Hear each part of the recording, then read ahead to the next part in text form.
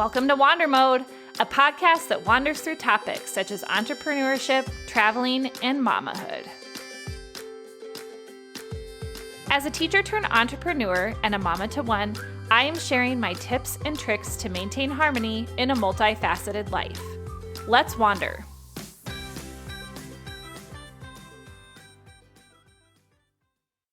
I am your host, Julie Thomas, and today's episode is about untangling and navigating our unique journeys with grief. Azar Nafisi wrote the following quote in the book, Reading Lolita in Tehran. You get a strange feeling when you're about to leave a place. You'll not only miss the people you love, but you'll miss the person you are now at this time and place because you'll never be this way again. As I was about to leave my classroom for the final time on June 5th, I experienced that exact strange feeling. I sat there on the floor of my classroom trying to take in every little detail. The bulletin boards, the little backward cutout ends that always touched on my bestie's nerves, the empty bookshelves that once held countless teen novels, and even the well-worn desks that most recently occupied the young minds that I got to know throughout the school year. In that super rare quiet moment, I realized that this chapter of my life was drawing to a close. I felt the weight of parting from the people that I cared about, but I also felt the weight of parting from the version of myself that thrived in that environment. I realized that this me was shaped by this place and time, and that it would never entirely exist again. I did take solace in having plans on the horizon. For example, the promise of time in my new office, or having some adventures this summer in other countries, or cherishing evenings spent with friends on the lake. I looked forward to creating precious moments and memories with my little one, whether it be at the park or on some of our little road trips up north. In June, the horizon brimmed with possibilities, and the return to school routines in August truly felt like a distant dream. But since time waits for no one, and it is now August, the start of a new school year is on the horizon. And the imagery of that life for me is so vivid. I can picture the hustle in the cafeteria. I can picture my colleagues collecting folders and maybe a quick donut grab for some, or a banana if you're a little bit more health conscious, unlike me. We would sit around those cafeteria tables that were so uncomfortable, yet brought a sense of familiarity, and we would catch up as though time had stood still. Conversation flowed between myself and my colleagues because there was this sense of camaraderie and shared purpose. The soundtrack of a workshop day at the end of the summer would be the math teacher from next door and her boisterous greeting while affectionately calling my nickname T-Town from her classroom when she heard the jingling of my keys in the door for the first time. Or my best friend popping in to inquire about my day. My partner in teaching and my dear friend sitting with me as we plot our literary adventures for the year. Our principal's welcome speech being peppered with humor that is so uniquely specific to her and what she can get away with. The school would be alive with the wheels of carts and janitors attempting to rearrange furniture at the last minute in preparation for the open house the next day. Such distinct feelings, the comfort of belonging, of being a vital part of something greater. I would always have this nervous flutter on Tuesday afternoons as new faces would come across my path during parent-teacher orientations. It would be eerily reminiscent of my awkward days in middle school. What if I stumble over a name? What if my students wished for a different teacher?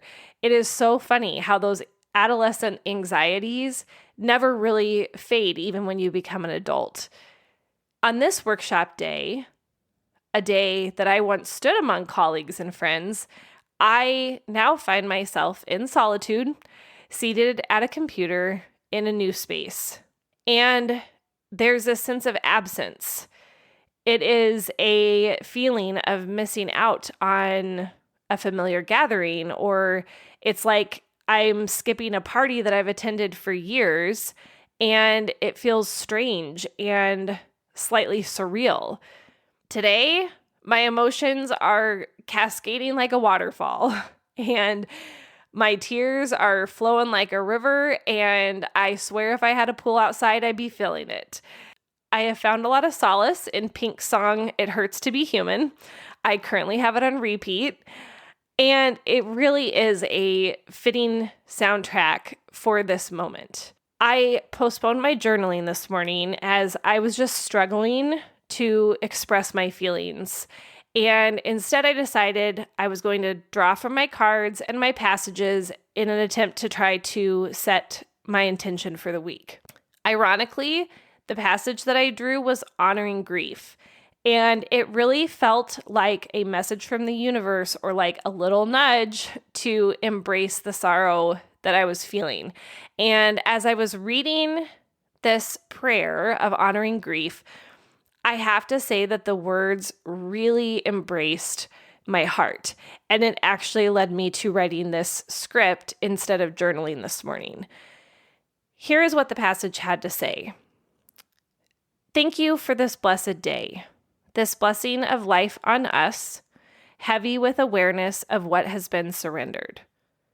Inspire us to grieve enough. Remind us not to strive for completing the process for the sake of being done.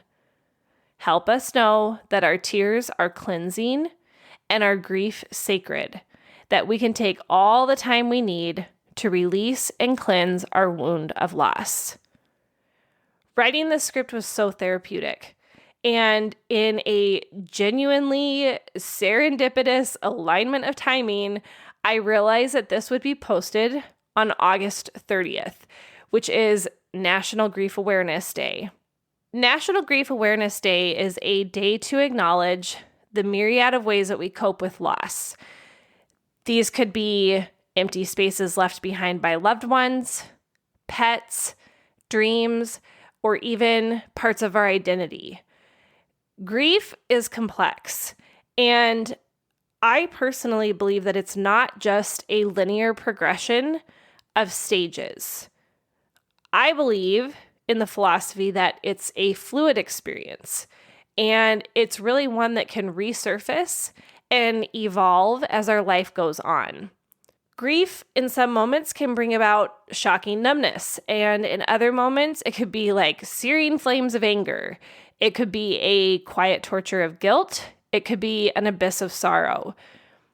It's sort of like a tide, and things like denial and anger, bargaining, depression, acceptance, those can all emerge at different times and recede at different times. I've experienced the currents of grief in my life, and I've also witnessed those that I hold dear also navigate it. My grandma departed from my life almost 19 years ago, yet pangs of grief over her absence revisit my life still. The moment that I walk down the aisle, the moment that I have my daughter and someone always commenting on her full little set of cheeks, which are so typically English, just like my grandma. The moments I experience while traveling, I wish that I could share all of these aspects of my life with her, but she's not here.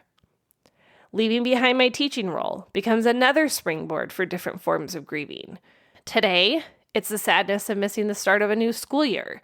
Tomorrow, it might be guilt for not being there to support my teacher friends. Next year, it could be I'm in denial about changing relationships due to this shift.